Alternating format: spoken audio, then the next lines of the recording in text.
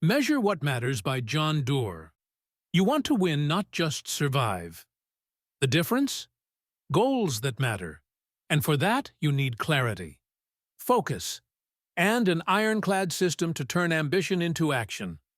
Welcome to the world of OKRs. Bold moves are what drive innovation. Specificity is what fuels progress.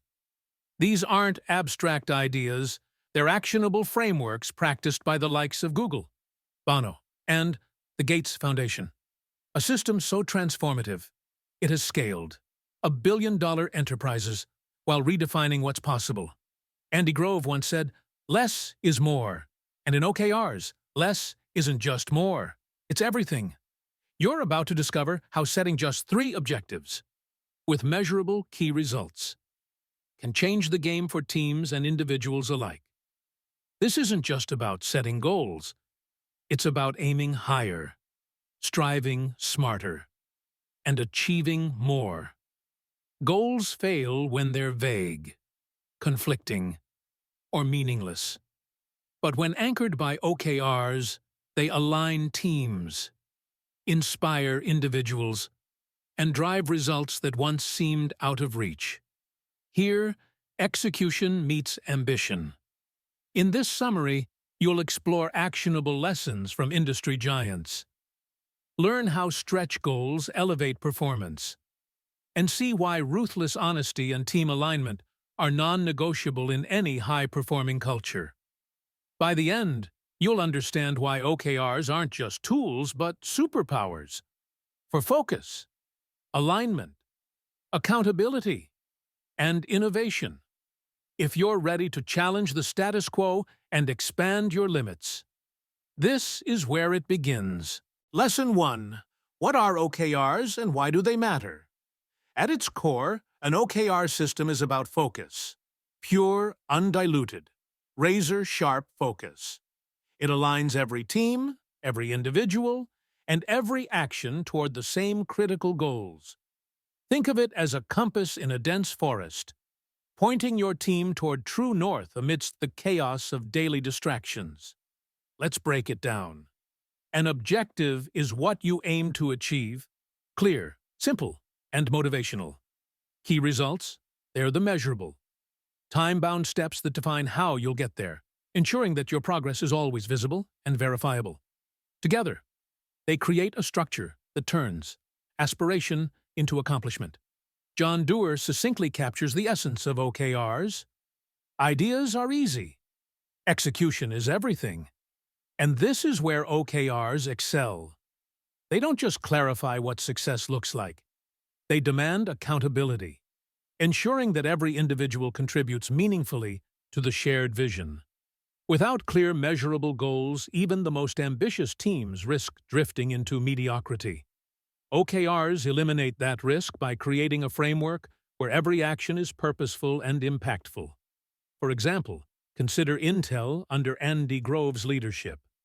Faced with complex business challenges, Grove turned to OKRs to simplify and systematize execution. Instead of inundating his team with a sprawling to-do list, he asked a single transformative question: what truly matters? The answer to this question didn't just guide Intel's strategies. It redefined their operational philosophy, enabling them to achieve extraordinary results with precision.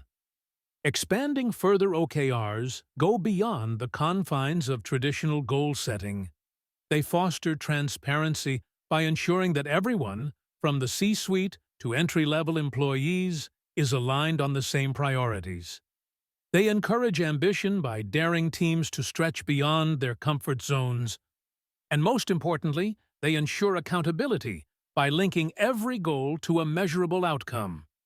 This trifecta of alignment, ambition, and accountability is what sets OKRs apart.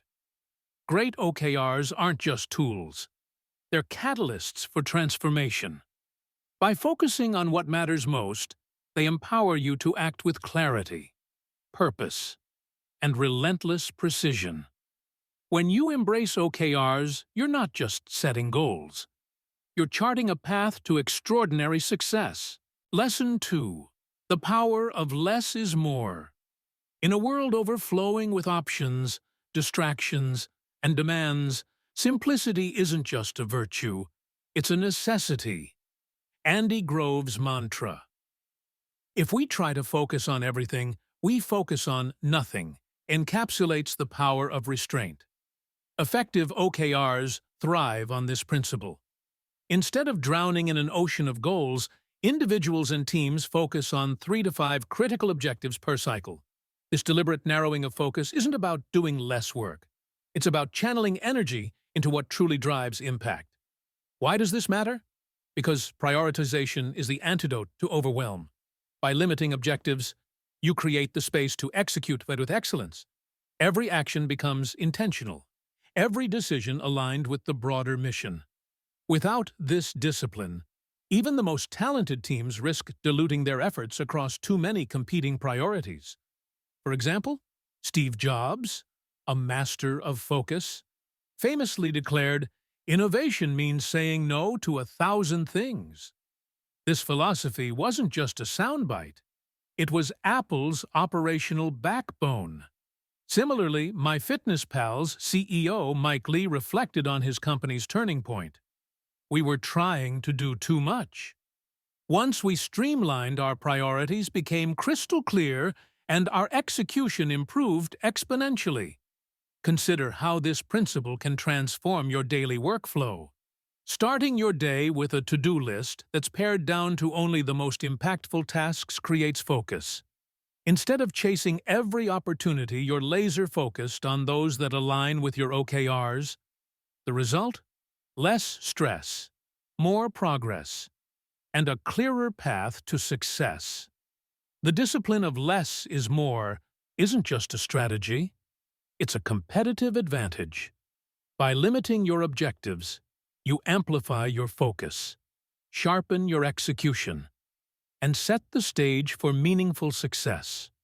Remember, simplicity is not a compromise. It's a superpower. Lesson 3. Build goals from the bottom up. True engagement doesn't come from mandates. It comes from ownership. That's why the most effective OKR systems are built collaboratively.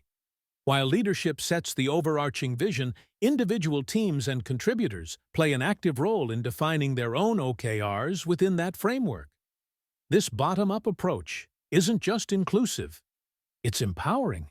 It transforms OKRs from a top-down directive into a shared commitment. Why does this approach work? Because when people have a hand in shaping their goals, they're naturally more invested in achieving them. Ownership breeds accountability. And when accountability is coupled with alignment, the results are transformative. For example, at Nuna, a healthcare data platform, leaders initially struggled to implement OKRs. The breakthrough came when they shifted to a collaborative approach. Team members were invited to craft their own OKRs, aligning them with the company's broader objectives. The result? Engagement soared, and OKRs evolved from a mere management tool into a catalyst for collective commitment. The beauty of this approach is that it creates a culture of trust and innovation. When employees are encouraged to define their own objectives, they're more likely to think creatively and take ownership of their responsibilities. This doesn't just benefit the individual. It strengthens the entire organization by fostering a sense of shared purpose. Collaboration isn't a concession. It's a cornerstone of effective goal setting. By empowering your team to define their own OKRs, you create a culture of ownership, accountability, and unstoppable momentum. Remember, great goals are built, not imposed. Lesson 4. Flexibility is key to success. In the dynamic landscape of modern business, rigidity is a recipe for failure. That's why OKRs are designed to be adaptable. They provide structure without suffocation, allowing teams to pivot as circumstances evolve. This flexibility ensures that OKRs remain relevant, practical, and impactful, even in the face of unexpected challenges. Adaptability isn't about abandoning commitment. It's about embracing reality. When a goal becomes impractical due to shifting priorities or unforeseen obstacles, OKRs empower you to adjust without losing momentum. This balance of structure and flexibility is what makes OKRs uniquely suited to today's fast-paced environments. For example, Google's Sundar Pichai captured this ethos perfectly. OKRs aren't chiseled in stone, they're living documents. This mindset has enabled Google teams to stay agile and responsive, pivoting quickly to seize new opportunities while staying aligned with their overarching mission. Flexibility doesn't just preserve relevance, it fosters resilience. It empowers teams to navigate uncertainty with confidence, knowing that their goals can adapt to new challenges without compromising the bigger picture. This adaptability is not just a skill, it's a strategic advantage in a constantly changing world. Flexibility is not a weakness, it's a strength. By embracing adaptability within the OKR framework, you ensure that your goals remain relevant, your actions purposeful, and your results impactful. Remember, the best plans are the ones that evolve. Lesson 5. The role of feedback and honesty. Feedback isn't just a nicety. It's the lifeblood of an effective OKR system. Transparency and honest evaluations ensure that goals remain aligned, achievable, and impactful. Without this open exchange, even the most well-crafted OKRs risk becoming disconnected from reality. Honest feedback does more than refine objectives. It fosters a culture of trust and collaboration. When teams openly share progress, challenges, and insights, they create a feedback loop that drives continuous improvement. This transparency isn't just good for business, it's good for people. For example, at Google, OKRs are shared openly across teams. This transparency creates a sense of collective accountability. As Jonathan Rosenberg noted, the best OKRs are those that everyone can see, understand, and rally behind. By making goals visible, Google fosters collaboration and alignment at every level. Consider how feedback transforms challenges into opportunities. When teams are encouraged to share setbacks and seek solutions collaboratively, they build resilience and foster innovation. This culture of open communication doesn't just solve problems, it creates a foundation for long-term success. Transparency isn't optional, it's essential. Honest feedback ensures that OKRs remain dynamic, relevant, and effective. When you embrace transparency, you create a culture where progress isn't just measured, it's celebrated. Lesson 6. Stretch for the amazing. Stretch goals are where the magic happens. They push you beyond your comfort zone, unlocking levels of performance and creativity that you didn't know existed. While some OKRs focus on practical, achievable targets, stretch goals challenge the very limits of possibility. Why are stretch goals so powerful? Because they ignite ambition. They force you to think bigger, work harder, and innovate faster. Stretch goals don't just expand your capabilities, they redefine them. For example, Google's V8 project aimed to make JavaScript 10 times faster, a goal that seemed almost absurdly ambitious. Yet, within months, the team had surpassed this target, achieving performance improvements that transformed web applications. As John Doerr observed, stretch goals expand our limits and unleash creativity. Stretch goals are more than aspirational. They're transformational. They challenge teams to reimagine what's possible, fostering a mindset of relentless innovation and resilience. This isn't just about setting high targets. It's about building a culture that thrives on ambition and excellence. If your goals don't make you a little uncomfortable, you're not aiming high enough. Stretch goals are the key to extraordinary achievement. Embrace them, and you'll discover what you're truly capable of. Lesson 7. Measure and celebrate. Measurement isn't just about accountability, it's about progress. OKRs thrive on measurement, transforming abstract ambitions into concrete milestones. But it doesn't stop there. Celebrating progress, big or small, fuels motivation and reinforces commitment. Why does celebration matter? Because it creates momentum. Every achievement, no matter how incremental, is a reminder of what's possible.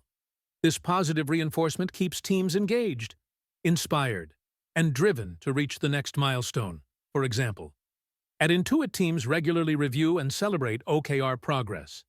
This isn't about vanity metrics, it's about recognizing meaningful accomplishments. As Scott Cook noted, transparency and celebration are the glue that holds our teams together. Consider how celebration builds morale. By acknowledging achievements, leaders create a culture of appreciation and encouragement.